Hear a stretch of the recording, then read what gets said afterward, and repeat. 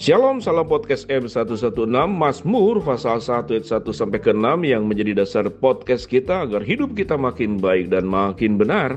Kita akan belajar tentang apa itu histeria. Histeria adalah gangguan psikologis yang ditandai dengan tingkah laku emosional berlebihan.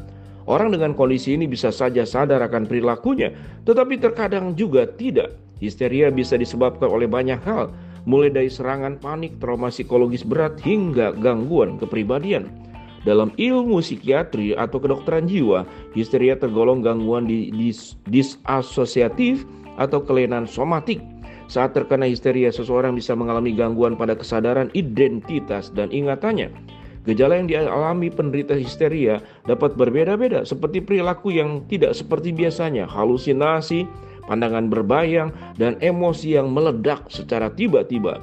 Beberapa laporan menyebutkan histeria bisa terjadi secara perorangan maupun secara berkelompok pada waktu yang bersamaan atau mass histeria. Oleh masyarakat umum, histeria terkadang diartikan sebagai fenomena kesurupan.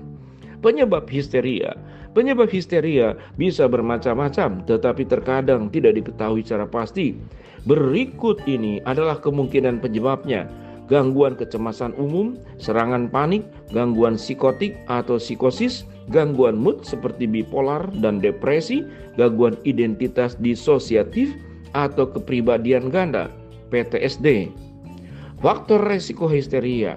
Ada banyak faktor yang dapat meningkatkan risiko terjadinya histeria, yaitu jenis kelamin wanita, stres berat dan tidak terkontrol, perfeksionis dan terlalu teliti, riwayat keluarga penderita histeria, penyakit syaraf seperti epilepsi, trauma psikologis, misalnya karena pelecehan atau kekerasan, paparan zat beracun dan logam berat seperti merkuri, timbal, kadmium, penyalahgunaan narkoba, kecanduan alkohol.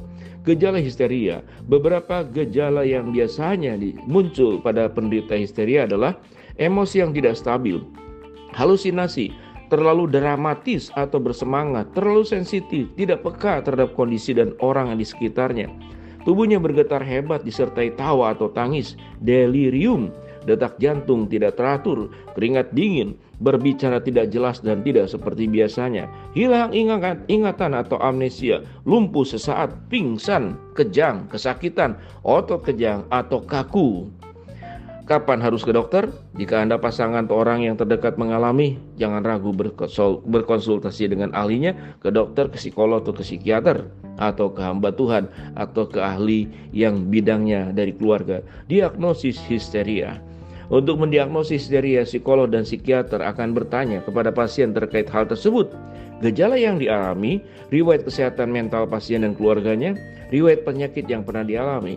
Di dalam Diagnostic and Statistical Manual of Mental Disorder, gejala histeria dapat digolongkan sebagai kelainan somatik, somatic symptom disorder, maupun kelainan disosiatif. Seseorang bisa didiagnosis mengalami histeria atau kelainan somatik jika mengalami hal berikut: aktivitas sehari-hari terganggu akibat gejala yang dialami, gejala berlangsung lebih dari 6 bulan, cemas akan gejala yang sedang dialami, gejala tidak disebabkan oleh penyakit atau penyalahgunaan obat-obatan, gejala tidak disebabkan oleh kondisi lain baik fisik maupun psikologis.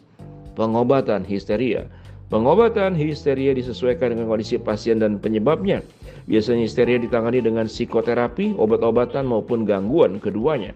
Jenis psikoterapi yang dapat dilakukan untuk mengatasi histeria antara lain cognitive behavior therapy untuk membantu pasien mengenali serta merubah pikiran dan perilaku negatifnya, dialectical behavior therapy untuk membantu pasien mengendalikan emosi dan mencegahnya melakukan tindakan yang dapat melukai diri sendiri, eye movement desensitizational dan reprocessing untuk membantu pasien mengurangi tekanan psikologisnya dengan latihan visual. Kemudian saat teduh bermeditasi untuk meredakan tingkat stres yang dialami.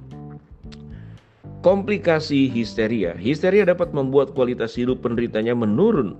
Komplikasi yang dapat muncul akibat histeria: peningkatan risiko terkena gangguan kesehatan mental lainnya, gangguan cemas dan depresi, kesulitan bersosialisasi, berinteraksi dengan orang lain dan lingkungan sekitarnya, kesulitan untuk tidur, kehilangan minat terhadap hobi dan interaksi sosial, kesulitan untuk fokus mengingat sesuatu dan membuat keputusan, muncul pikiran dan bahkan mencoba untuk bunuh diri.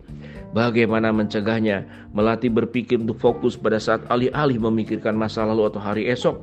Melakukan meditasi untuk menenangkan pikiran, mencurahkan perasaan yang dialami dengan catatan harian atau jurnal. Melakukan kegiatan fisik seperti jogging, bersepeda, atau sekedar berjalan kaki keliling komplek rumah. Membuat jadwal tidur dan usahakan untuk tidur pada waktu yang sama setiap harinya. Sahabat podcast M116, histeria, kalau dalam bahasa yang umumnya adalah kesurupan, pada prinsipnya itu semuanya disebabkan oleh ketidakseimbangan. Kita ada seimbangan tatkala aspek ketakutan, kecemasan, pengalaman masa lalu lebih dominan menguasai daripada keyakinan, iman, Tuhan menjaga kita, Tuhan menolong kita, Tuhan menyertai kita.